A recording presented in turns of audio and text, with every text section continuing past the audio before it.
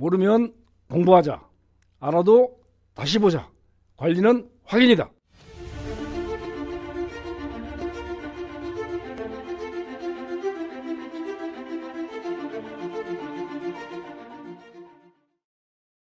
동대표를 선출할 때는 반드시 선거관리위원회라는 중립적인 조직이 운영을 하라라고 되어 있는데 이때 필요한 것이 뭔가니 선거관리위원회 운영 규정입니다. 그러나 선거관리 규정에 일부 위반이 됐다고 해서 그 선거 자체가 당연무효는 아니다라는 것이 지방법원에서 계속 판례가 나오고 있습니다. 뭐 예를 들면 이런 거죠. 투표소를 설치하고 투표를 하세요. 근데 잘 아시지만 아파트에서 일부러 집에서 투표용지 가져와 가지고 투표소에 가서도 기표해서 거기다 집어넣고 나오는 사람, 그렇게 정성을 보이거나 성의를 보이는 사람들이 많지가 않습니다. 그래서 두 가지 방법을 쓰지요. 투표소를 만들어 놓고 투표소에 투표를 하다가 투표일이 도저히 안 된다 싶으면 나중에 그다음에 이제 방문 투표를 하게 됩니다. 그런데 투표소를 아예 설치하지 않고 방문 투표를 한 것이 투표의 자유를 방해한 거냐? 왜냐하면 투표는요. 여기는 공산주의가 아닙니다. 공산주의는 투표를 안 하면 처벌받아요. 그런데 우리 같은 민주주의는 투표에 참여하지 않을 권리조차도 내 권리입니다.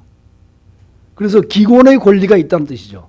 그래서 그런 것들이 하지만 그러나 투표소 투표를 안 하고 방문 투표로 선거를 했다 그래가지고서 그것이 바로 그 투표 결과에 영향을 주었다고 보기는 어렵다라는 거죠. 그 다음에 이제 후보 등록을 합니다. 동대표가 후보 등록을 했는데 그러면 선거관리위원회에서는 이 사람이 동대표 후보의 자격이 있느냐, 다시 말해서 결격 사유가 있느냐 없느냐를 평가하게 되죠. 후보 자격 심사라고 얘기를 하죠. 그런데 이럴 때 문제가 있는 동대표 후보가 있습니다. 이럴 때는 반드시 그 후보에게 소명의 기회를 줘야 됩니다. 왜? 그 사람은, 그 후보자에게는 그 소명의 기회라는 것이 유일무이한 자기가 동대표가 될 수 있는 첫 번째 관문이 되는 거예요. 근데 이런 거를 안 줬을 경우에는 그 위법하다. 또 아무리 선거관리위원회가 볼 때 야, 이 사람은 후보 등록 무효 사유다 라는 것이 명백하다 하더라도 소명 기회를 주라는 거죠. 그래서 소명의 기회 혹은 이 소명의 기회를 주는 것은 어떤 법적 지위를 박탈할 때에 꼭 필요한 자연법적인 권리입니다. 법률이 없어도 그건 당연히 인정되어야 된다는 거죠.